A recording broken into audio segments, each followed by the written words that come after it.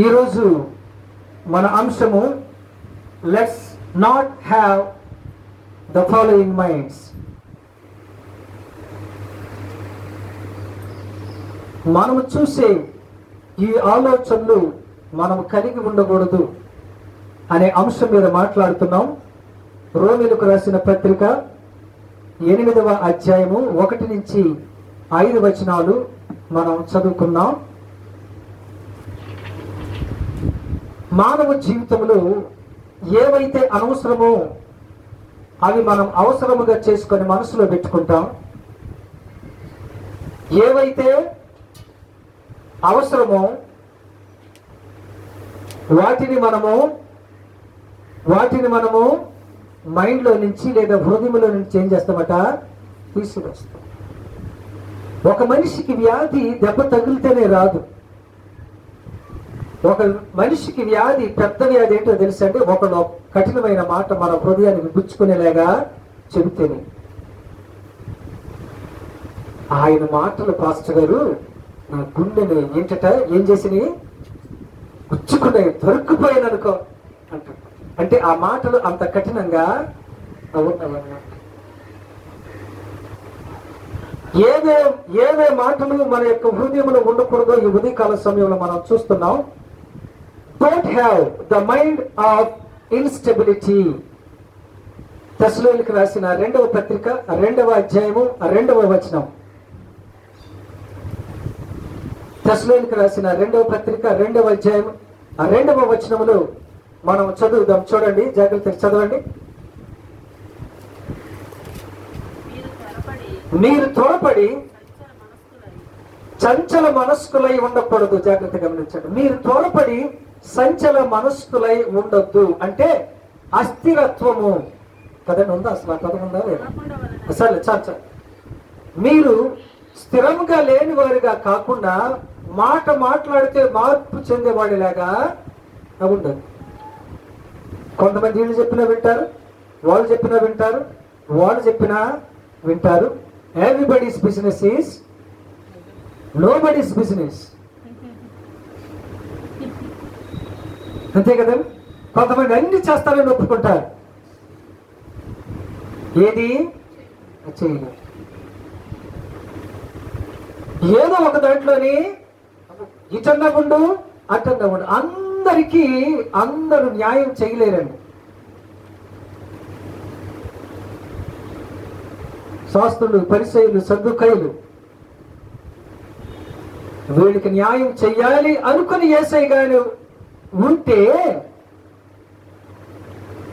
ఆయన రక్షణ ఇచ్చుండేవాడు.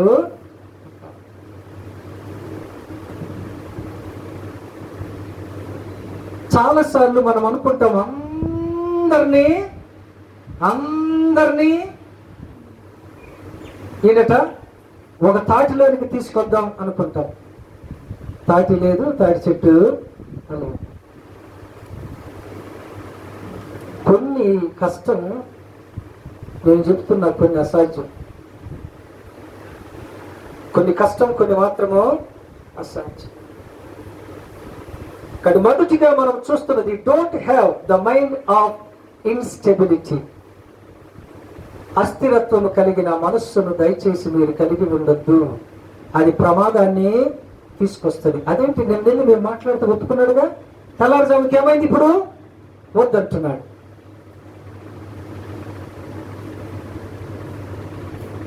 నిన్నేమన్నాడట, ఇస్తానన్నాడు. What did he say yesterday?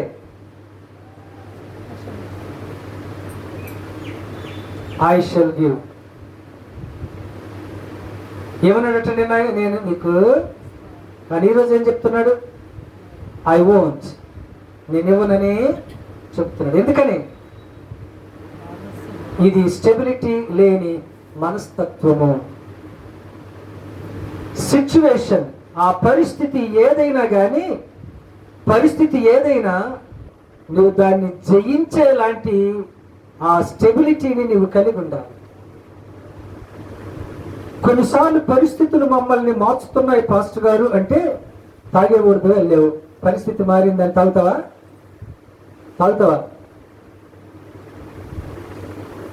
పరిస్థితుల ప్రభావం గట్టిగానే ఉంటుంది, బలంగానే ఉంటుంది, కాదని నేను చెప్పటం లేదు. కానీ నేననేది ఏంటంటే ఆ పరిస్థితుల ప్రభావానికంటే బలమైన వాడు ఎవడున్నాడట నీలోని.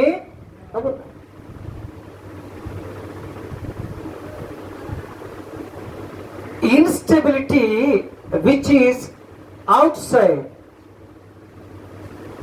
should not disturb your stability inside. You got my point? అస్థిరత్వము బయట ముందు చూసారా మీకు, అది స్థిరత్వము మీ లోపల ఉన్న స్థిరత్వాన్ని డిస్టర్బ్ చేయకూడదు. చాలాసార్లు అంతే. మీకు ఒక ఉదాహరణ చెబుతాను చూడండి. మార్కు సువార్త 4వ అధ్యాయం, మార్కు సువార్త 4వ అధ్యాయం, మార్కు సువార్త 4వ అధ్యాయం 37 నుండి చదవండి. ఆయన దోణి అమరమున తలగడ మీద తలవాల్చుకొని నిద్రించుచుండెను. వారు ఆయనను లేపి, బోధకుడా మేము నశించిపోవచ్చున్నాము, నీకు చింత లేదా? నిజంగా జాగ్రత్త గమనించండి, ఏం డిస్టర్బ్ చేసింది వాళ్ళని? తుఫాను. Lord Jesus, get up and save us because we are going to be perished. మేము నాశనం అయిపోబోతున్నాం, నువ్వు లేచి మమ్మల్ని. ఎన్ని అద్భుత కార్యాలు యేసయ్యతో ఉండి వాళ్ళు చూశారు కదండి. They are with Jesus Christ, but their faith is not with them. వాళ్ళు యేసుతో ఉన్నారు కానీ విశ్వాసము వాళ్ళతో లేదు. You got my point? They are with Jesus Christ, but no faith in them. విశ్వాసము వాళ్ళలోనే. ఈయనేనండి మీ అబ్బాయి అండి, పాస్టర్ గారు రోజు వస్తాడండి స్కూల్కి, చదవడు కానీ రోజు స్కూల్కి వస్తాడు. చదవడం వచ్చిన ఒకటే, రాకపోయినా అంతేనా? విశ్వాసము లేకుండా మనం యేసుతో ఉన్నా ఒకటే, లేకపోయినా. మార్తతో యేసయ్య ఏమన్నాడో తెలుసా? If you not you, if you, a conditional clause, షరతుతో కూడింది. నీవు నమ్మితే, if you believe in Jesus Christ, you are going to see the glory of God. నీవు నమ్మితే నీవు దేవుని మహిమను చూడవు, నీవు నమ్మకపోతే చూడవు. అంటే ఏది లోపం పెట్టండి? దేవుని సైడ్ నుంచి లోపము లేదు, విశ్వాసం సైడ్ నుంచి లోపము అని యేసయ్య చెప్పనే చెబుతున్నాడు. నీవు నమ్మితే అన్నాడు కానీ నేను చేస్తానో చేయలేను అని చెప్పలే యేసయ్య. అన్నాడని అలా చెప్పలే. మనము నమ్మవలసిన వాడిని నమ్మం, దేవుణ్ణి నమ్మం. నమ్మకుండా ఇల్లు కట్టాక దెయ్య బొమ్మను అక్కడ కడతాం ఎదురుకుండా. అంటే ఇంటికి ఏం తగలకూడదట, ఇంటికి ఏం తగలకూడదు, దిష్టి తగలకూడదు. అసలు మనలాంటి వాళ్ళమే యేసయ్యకి దిష్టి లేకుంది, యేసు ప్రభుని నమ్మటం. మా అమ్మగారు అనేది చింత తెచ్చిన పులుపు సావలేదని. Now you are a Christian, you are in Christ, Christ is in you. You are no more a sinner. You are no more of this world. నీవు ఇక ఈ లోక సంబంధివి కాదు. Then why are you after this world? ఈ లోకం వెనకాల ఎందుకున్నావయ్యా? Instability, అస్థిరత్వం కదండి. కొత్త కొత్త పదాలు వచ్చేస్తాం. స్థిరత్వం లేదండి మన విశ్వాస జీవితం. చాలా కష్టం ఇలాగైతే. అందుకని దాన్ని కలిగి ఉండొద్దు, దాన్ని కలిగి ఉండొద్దు అని భక్తుడైన పౌలు చక్కగా రాస్తున్నారు. రెండవ విషయం చూద్దాం, చూడండి. ప్రోవర్బ్స్ అంటే సామెతల గ్రంథం 16వ అధ్యాయం 18వ వచనం. Proverbs chapter 16 verse 18. నాశనమునకు ముందు గర్వము నడుచును. Proudness. Don't have the mind of proudness. ఏముండకూడదటండి? అహంకారం కదండి. గర్వము మనకి మంచిది కాదు. యేసు ఏమన్నాడటండి? If you humble yourself, you will be exalted. If you exalt yourself, you will be abased. నీవు హెచ్చించుకుంటే తొక్కబడతావు. నీవు తగ్గించుకుంటే హెచ్చించబడతావు. నిన్ను నీవు హెచ్చించుకోవద్దు. Let your God exalt you. Allow your God to exalt you. Please don't exalt yourself. నిన్ను నీవు హెచ్చించుకోవద్దు. దేవుడు నిన్ను హెచ్చింప చేసేలాగా అవకాశం లేదు. మనం అలా చెయ్యం. అసలు మా పాస్టర్ గారు అంటే ఏంటో తెలుసా? ఏంటి చెప్పు. అల్లి చెప్పు ఏంటి? ఆయన కూడా ఎవరు? ఒక మనిషి. ఏలియా, Elijah was a great prophet, a powerful prophet. But the word of God says like this, he is a human being. ఆయన ఒక గొప్ప ప్రవక్త ఏలియా, కానీ మనలాంటి మనిషే అని ఉంది. అదే మనలాంటి మనిషి కూడా అంత శక్తి వస్తుందా అంటే, శక్తి ఏలియా ఇవ్వడు, స్టీవెన్సన్ ఇవ్వడు, ఏ పాస్టర్ గారు ఎవరు. ఎవరిస్తారు? దేవుడిస్తారు. ఆయనలో ఉన్న దేవుడు అండి ఇచ్చేది శక్తి, మనిషి కాదు. అంతేనండి, అంతే. మనం చాలాసార్లు మనుషుల్ని చూస్తున్నాం,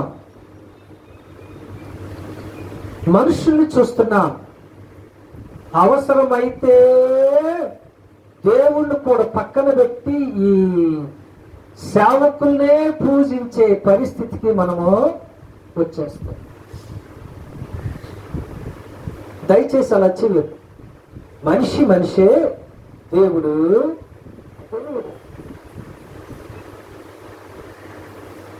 ఆయన మంచి వ్యక్త, మంచిదే. ఆయనను గౌరవించండి, పూజించద్దు. మంచి వ్యక్తి అయితే ఏం చేయాలంటే మనం గౌరవించాలి కదా. కానీ ఏం చేయకూడదు?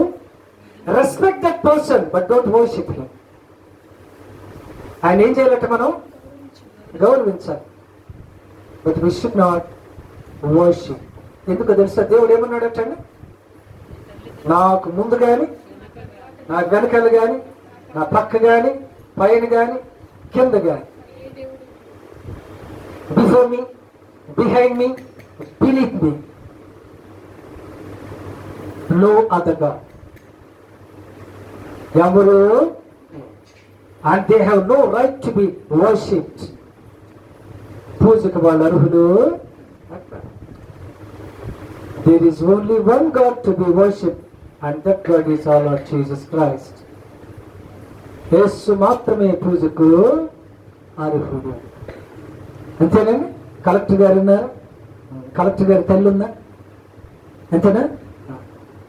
కలెక్టర్ గారు కంటే కలెక్టర్ గారి తల్లి గొప్ప. కాబట్టి ఫైల్ మీద ఎవరు సంతకం చేస్తే చెల్లుద్ది? కలెక్టర్ గారు ఏంటి? కలెక్టర్ గారు తల్లి చేస్తే పర్వాలే. అంతేనా? నువ్వు కలెక్టర్ గారి తల్లివి కాబట్టి నేను మీకు ఏమిస్తామట? గౌరవం ఇస్తాం. కానీ నీ సంతకం ఇక్కడ మాత్రం ఫైల్లోనే చల్లదు. జాగ్రత్త. ఏమి మనలో వస్తుందట? రాను రాను అహంకారం, గర్వం ఏమవుతున్నట్టండి? పెరుగుతుంది. కొంతమంది చెప్తారు, మేము ప్రార్థన చేస్తేనే జరుగుతుంది, లేకపోతే నువ్వు ప్రార్థన చేసినా, అతను ప్రార్థన చేసినా, నేను ప్రార్థన చేసినా వినేవాడు దేవుడు, ప్రభువైన యేసుక్రీస్తు. ఆయన విని నువ్వు ఏ మనస్సుతో ప్రార్థన చేస్తున్నావో ఆయన జవాబిస్తాడు. నీ హృదయం ఆయనకి తెలుసు. నిష్ఠతో చేస్తున్నావా, నిజాయితీతో చేస్తున్నావా? ప్రార్థన మనం ఎలా చేయాలి? యోహాను సువార్త 4వ అధ్యాయం 24వ వచనం. యోహాను సువార్త 4వ అధ్యాయం 24వ వచనం. దేవుడు ఆత్మ గనుక ఆయనను ఆరాధించువారు ఆత్మతోను సత్యముతోను, ఆత్మ సత్యాలతో అంటే సంపూర్ణముగా దేవుని మీద ఆధారపడి మనస్ఫూర్తిగా ప్రార్థన చేయాలి. అప్పుడు దేవుడు ఇచ్చాడు. ఏమంటారటండి? మైండ్ ఏమో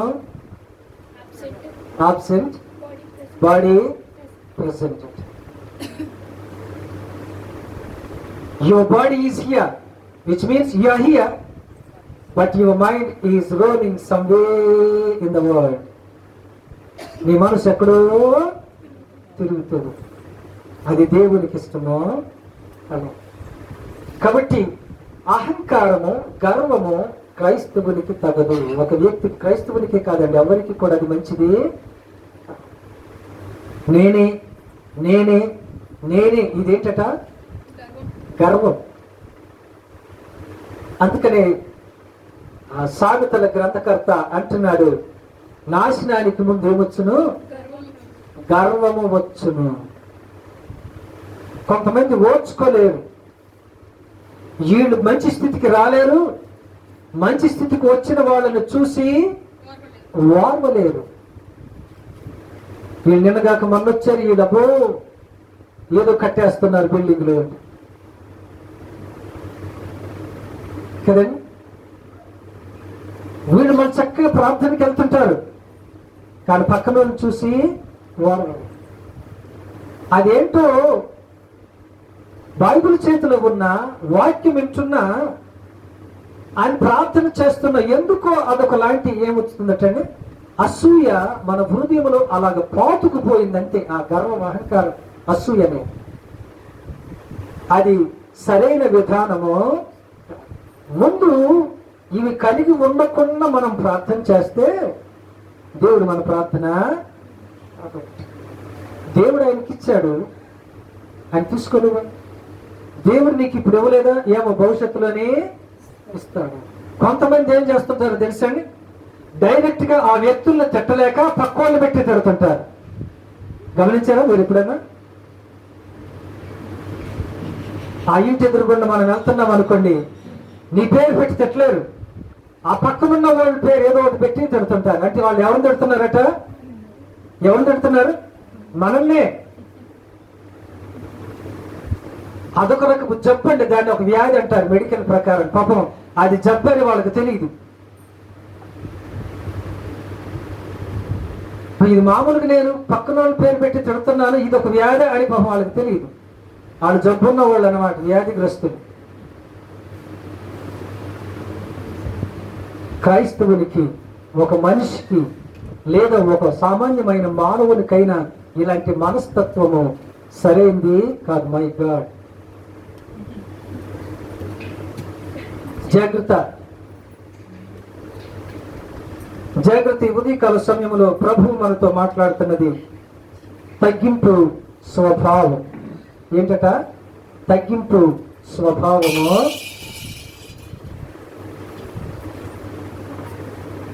తగ్గింపు స్వభావము మన జీవితంలో మనం కలిగి ఉండాలి. మూడవ విషయం మనం చూద్దాం. చూడండి, రోమీయులకు రాసిన పత్రిక 1వ అధ్యాయం 28వ వచనం. Romans chapter 1 verse 28. మరియు వారు తమ మనస్సులో దేవునికి చోటియ్యనొల్లకపోయిరి గనుక చేయరాని కార్యములు చేయుటకు దేవుడు భ్రష్ట మనస్సుకు వారిని అప్పగించెను. Don't have the mind of రిప్రొబేషన్.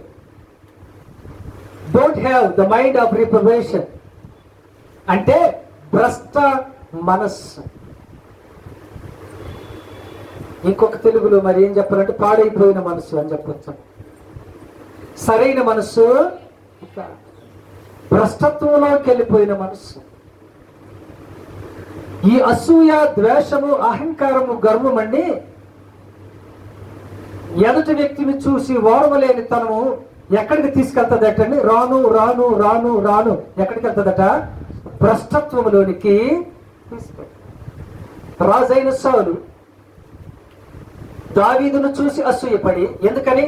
దావీదును దేవుడు రోజు రోజుకి అభివృద్ధి చేస్తున్నాడు, రోజు రోజుకి అభివృద్ధి చేస్తున్నాడు. సౌలు రోజు చూసి ఓడవలేకపోయాడు. అంతే, ఏమొచ్చిందట? అసూయ వచ్చింది. ఆయనను ఏదో పాడు చేయాలని, ఆయన ప్రాణం ఏదో తీయాలని ప్రయత్నం చేసి చేసి చేసి ఈయన ప్రాణం ఈయనే తీసుకో. నేను ఇంతకే చెప్పాను కదా, ఎదటి వ్యక్తిని చూసి ఓర్వలేని తనము ఏమవుతుందట అని, రోజు రోజుకు అది విత్తనము, మొక్క, చెట్టు, మహావృక్షమై భ్రష్టత్వములోనికి తీసుకుని వాళ్ళు పెరుగుతున్నారు, వాళ్ళు అభివృద్ధి చెందుతున్నారు, మేము చెందటం లేదు.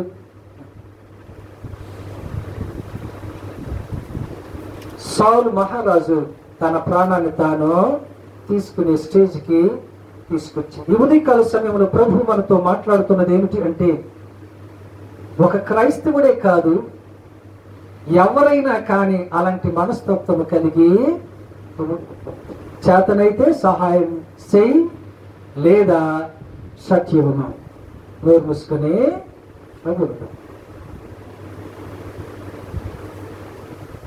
అది మనం చేయటం లేదు.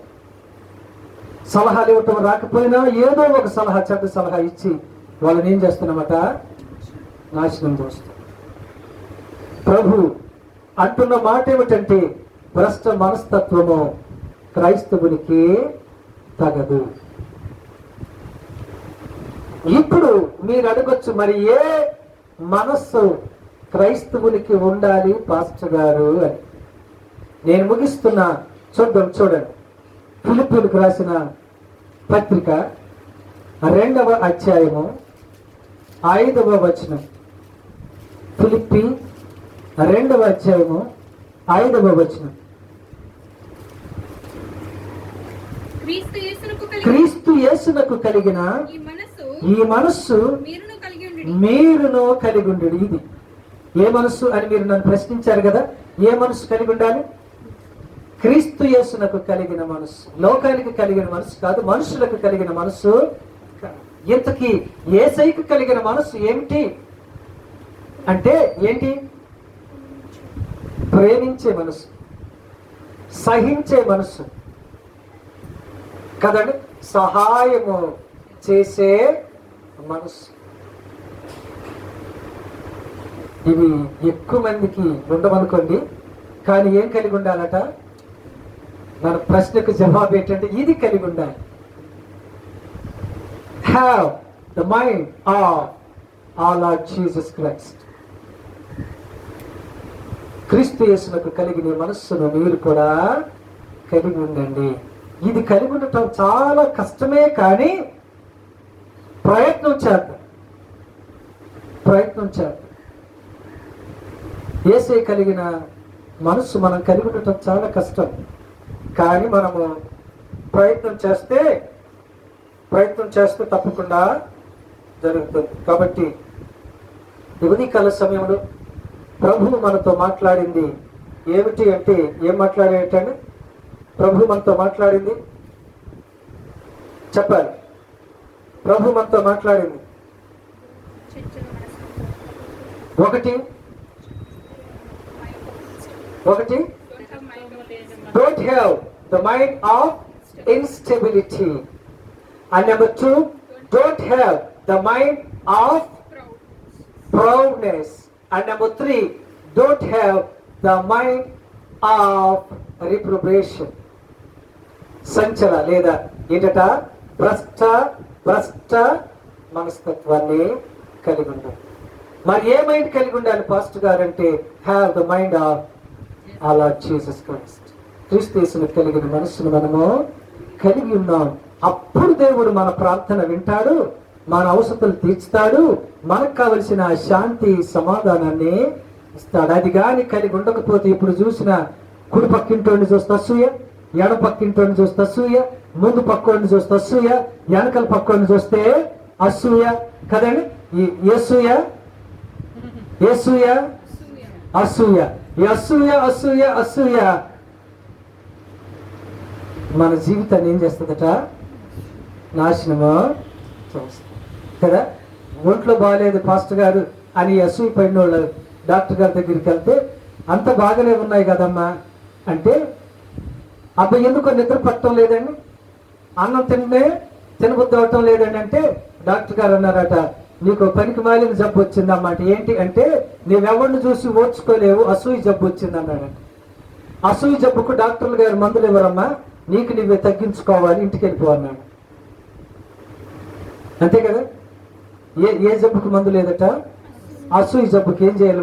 మనమే తగ్గించుకోవాలి. తగ్గించుకుంటే ఆ జబ్బు ఆటోమేటిక్గా ఏమవుతుందట? తగ్గిపోతుంది. కాబట్టి ఉదయకాల సమయంలో ఏ మనసులో మనం ఉన్నామో లెట్స్ ఎగ్జామిన్ అవర్ సెల్ఫ్స్. మనల్ని మనము పరీక్ష చేసుకున్నాం. అలా పరీక్ష చేసుకొని ఒకవేళ క్రీస్తు యేసు కలిగిన మనస్సులో కానీ మనము లేకపోతే ఇప్పటికైనా మించిపోయిందేమీ లేదు. ప్రభు సమయం ఇచ్చాడు. అలాంటి యేసే మనస్సులో ఉండి ముందుకు వెళుతూ దేవుని ఆశీర్వాదాలు పొందటానికి పరిశుద్ధాత్మ దేవుడు మనకు సహాయం చేయనుగాక. Amen. God bless you all.